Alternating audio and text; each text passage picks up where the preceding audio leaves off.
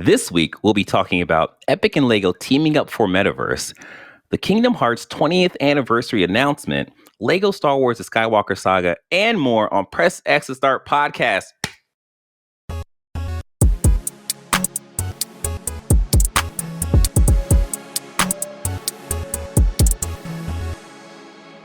What's up, everyone? I am your host, DJ, aka Sexy Bad Choices, aka Nailing It on the First Shot. I am joined by... Who else is here? On MF for us. What the MF stand for? The mother, formerly known as. Oh, I like the break in there. That could have gone a different direction completely. Who else is here? Jordan, aka JXBot, aka Boss Nas. anyone get that? Phantom Menace? I mean, maybe. I know what that typically means. I'm a Boss Nas fan. I'm more of a Dexter Jexter fan. Ooh. Last up, who was that? Deep cuts. This is Avery, who's technically only half here because we decided to record this during VCT, so I'll try my best. AKA Thickums. No, all right, I'm sorry. All right, that's us. Press X Star Podcast is a weekly show where we talk about the latest gaming news, review the biggest games, and give you our thoughts on the games we are playing. Our goal is to expand the video game media landscape through an underserved point of view. With that being said, and before we jump into our quick hits, we are going to just give you a little rundown about what happened to us as a show, us as a property, and us as in myself and Sean. Sean, what happened yesterday? We got bamboozled. We got led astray. We were hoodwinked. Okay. No, we were honored by DC WebFest with a Silver Award as well as a Local Hero Award. Heck yeah. I'm not sure who we saved, but hey. You're welcome. We saved a lot of people. A lot of people? A lot of peoples. Peoples? Beautiful work. Peoples, plural. They and them are their pronouns. There you go. I like that. Right. I like that. Yeah. So as Sean said, I think we made an announcement a few podcasts ago that we were nominated for the DC WebFest X, which is their 10th anniversary. And as Sean said as well, we won the Silver Award and the Local Hero Award. And it's so awesome. And we are so grateful to just be recognized in any kind of way. We were joking around about how we were trying to go for gold and we didn't get it, but silver, second, I say second place is actually better than first place because everyone looks at the person in first place, but the second place person, they get to do whatever they want.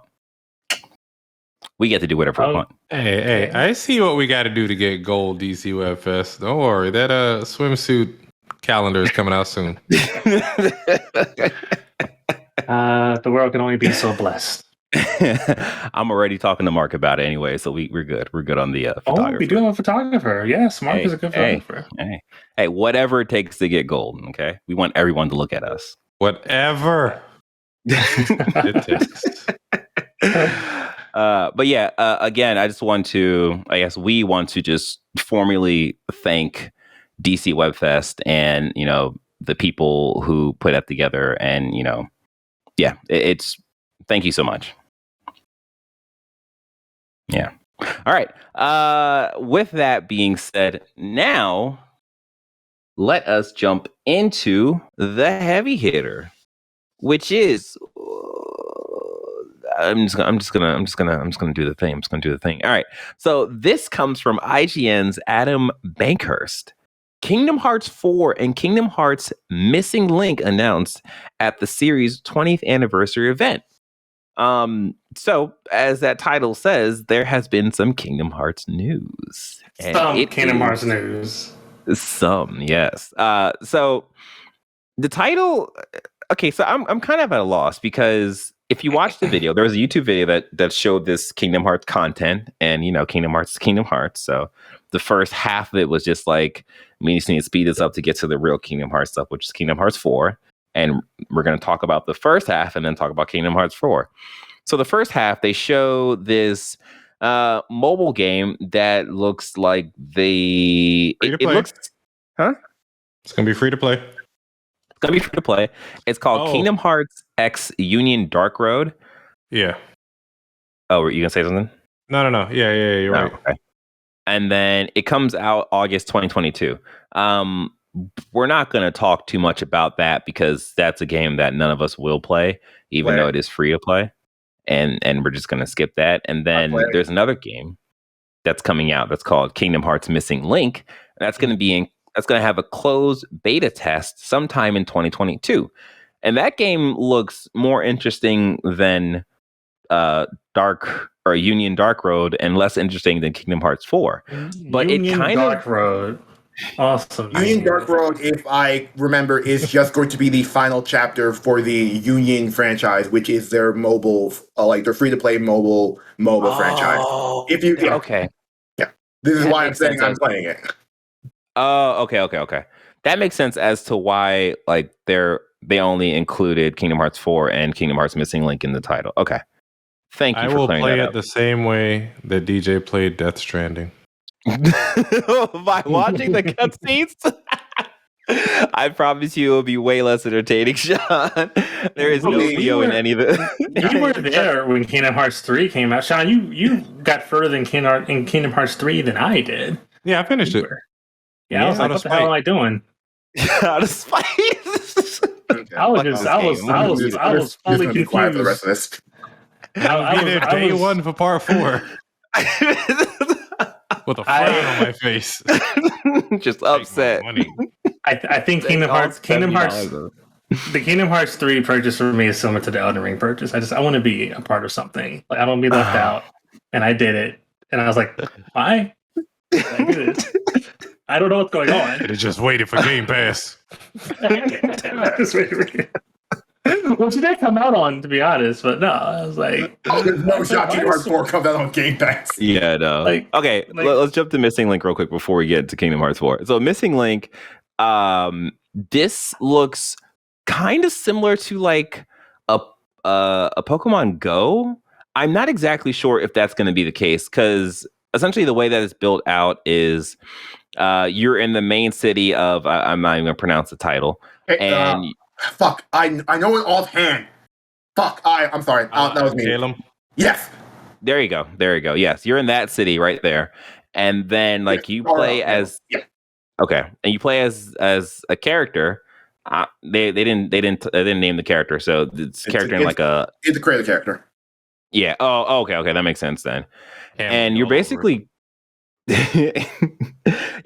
going out in the city and you're just fighting Heartless and such, and it looks kind of fun. I'm just interested to see what the actual combat mechanics and controls are going to be because it definitely looks like Kingdom Hearts that we know in console, but on a mobile setting. So I don't know exactly how that's going to control. Well, I mean, but yeah, honest question. When it comes like these newer current gen games, Kingdom Hearts, would they ever come to either subscription service then, either PlayStation Premium or no? I mean, not at launch. Oh no. Yeah. I need to get then I'm gonna buy my Super Pod and wait for it to come out in 2030. And my thing is, the more successful this game is, the less chance it will have to be on a subscription service. Because the higher it's gonna be on there.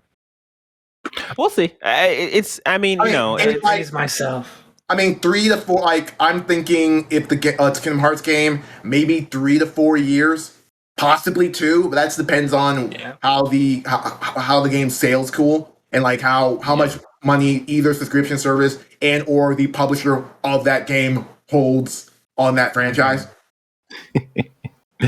All right, now let us talk about Kingdom Hearts 4. Now, this is a trailer. This was a trailer that did a lot for me. And mind you, I was pretty whelmed to kind of sour by the time I ended Kingdom Hearts 3. And I was just like, I don't know if I want to be a part of this. And I saw this trailer. I'm just like, I guess I'm just going to be a part of this for the rest of my goddamn life. I mean, I said that when I finished 3, didn't I? I was like, Well, shit, I want to see where this goes. Mind you, when this trailer started, I was just like, I know I beat it. I know I beat Kingdom Hearts 3, but I don't remember anything that happened at the end of 3 other than that giant like Heartless fight that you were surrounded by Heartless. Like that's the only thing that I remember from that game. I think Maleficent popped up with Pete and they were like looking for a box or something. Oh yeah. They ain't even talk about that box in this trailer. Like what? Anyway, I mean, they're not gonna, It's going to be that box is going to be in Missing Link. Oh, okay. Oh no, I'm not guaranteeing that. I'm just saying based on Kingdom Hearts storytelling, like any information you need to know about this game will be in its side games and will be integral to understanding this game, and you will be hurt by not playing any of them. You're absolutely right, because that's where I was when I started Kingdom Hearts 3. I was just like 365 over 2. What is this stuff? Who are these people? Well, 365 over 2 indicates 365 days seen through 2 eyes. 2 separate eyes. Not 2 eyes. That's what the 2 separate eyes. Okay. Because Roxas and Xion are 2 halves of the same. It's complicated. It's I wasn't here when you guys were talking about Kingdom Hearts 3, and so I'm just jumping into this atmosphere where people just don't like that game. I really like Kingdom Hearts 3. I think its ending isn't that strong. I think, in comparison to the end of Kingdom Hearts 2, which is one of like those high points of a video game franchise, I think the end of 3 is really anticlimactic. And I desperately didn't like the whole RE Mind situation of let's remake the end of that game, but as DLC after the fact. I think that was super troll, and I think that's a direct result of what happened with Final Fantasy 15 in that development. That being said, I might be looking at the game with rose-colored glasses, but I just felt like 3 was very floaty as far as controls, and they just shoehorned a lot of stuff in like Frozen. I mean, it's not shoehorned. Like all the Disney stuff isn't shoehorned. I feel like Frozen was. How so? All you did was sing the damn song. Okay, I don't feel like it advanced the plot. None of the Disney worlds have ever truly advanced the Kingdom Hearts stories. And this is my big thing with Kingdom Hearts 3, in that it's that like every other Kingdom Hearts game, I love the Kingdom Hearts part more than I like the Disney part. Yeah. Kingdom Hearts 3 was the part where I generally loved the Disney stuff more than I like the Kingdom Hearts stuff. I think for me, I wanted more Disney stuff than the Kingdom Hearts stuff in Kingdom Hearts 3.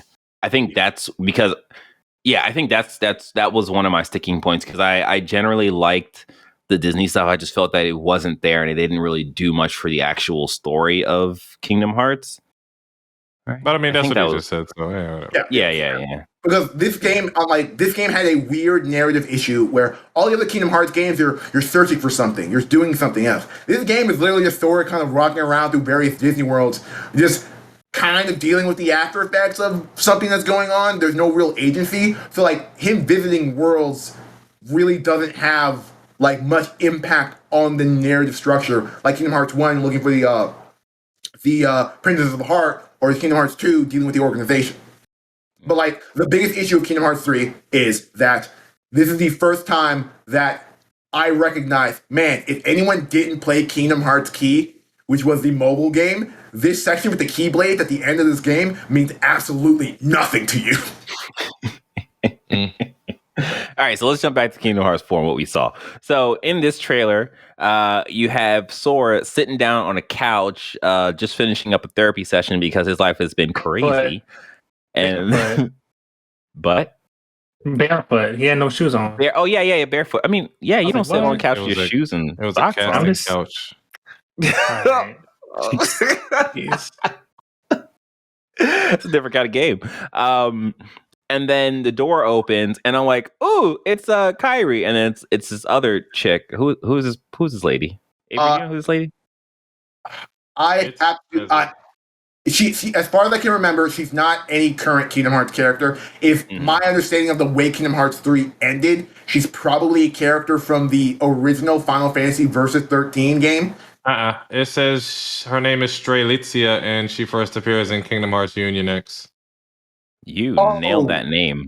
Yes. Okay, now I know who she is. Fuck. Okay, that changes things then. Okay, go. Yeah, keep going. Yeah, and then she basically walks Sora outside, and Sora's like, "This is different," and I'm like, "This is a whole like normal looking like where is the art?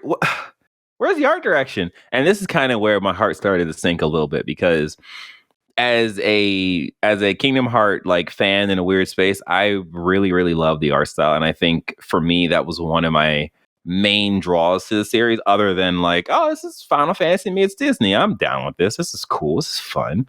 But I really love the art style, and to see them go more in the step of like Final Fantasy / like realistic looking stuff, I was just like, all right, I don't know how I feel about this, but the trailer picked up a bit because it showed actual people living actual lives, and then you see this dark hole start to form in the sky, and you're like, "Oh snap! Something's about to happen." And then a Heartless like kind of spawns out the ground or out the sky, and you're just like, "Oh snap!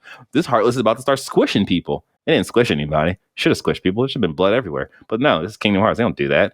And Sora was like, "All right, bet I got something to do." And he jumps up and he starts running. And he starts taking off, going the opposite way of the people, like that Ben guy in the Batman movie that he did. He did the same thing when he was going to the smoke, right? Same situation. I feel like this is just one world, a hyper realistic world, just like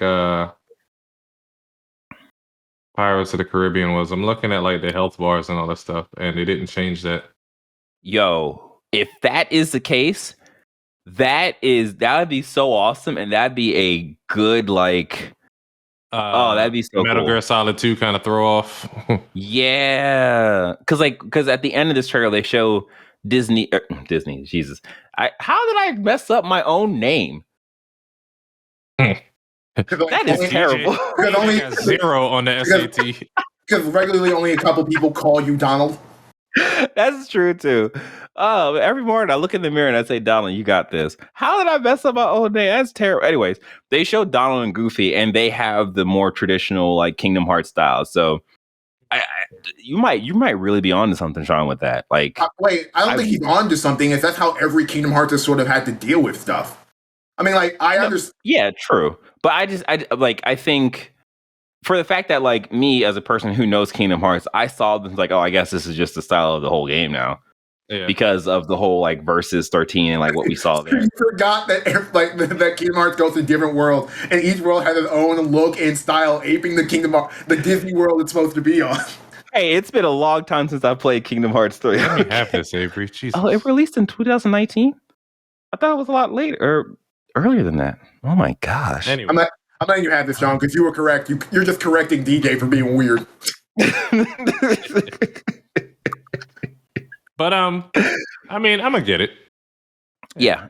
I think when they showed like the cutscene that they showed Sora engaging with the giant Heartless was like super cool. Like he jumped, he did this like charge attack that shot a drill into the chest of the Heartless, but the Heartless doesn't have a heart, so didn't really do any damage. Come on, guy, think Dark Souls. Like, and then the like military?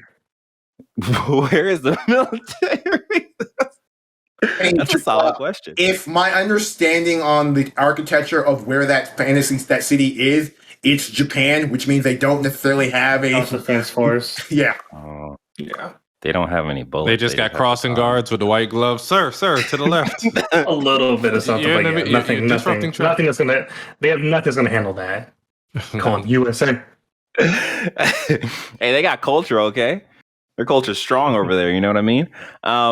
Yeah, and then like Sora jumps through a building, and it's like he's like sliding through the building, and then he like pops up the other end. Cool. And it's really cool. Like I miss those kinds of action sequences, and that was one of Three's biggest. Yeah, that was one of Three's biggest failings. Yeah. And like it's nice to see that like stuff like that is back. So I think the main question that we all can, answer is, at the end of this trailer, there was absolutely no mention of a release window, release year, or anything like that. When do you guys think this game is going to come out? Okay. PlayStation 7 release. I don't think it's 7. I mean, if I'm reading the tea leaves of Square and things they've talked about, I think this is a late 2023, possibly spring 2024 game.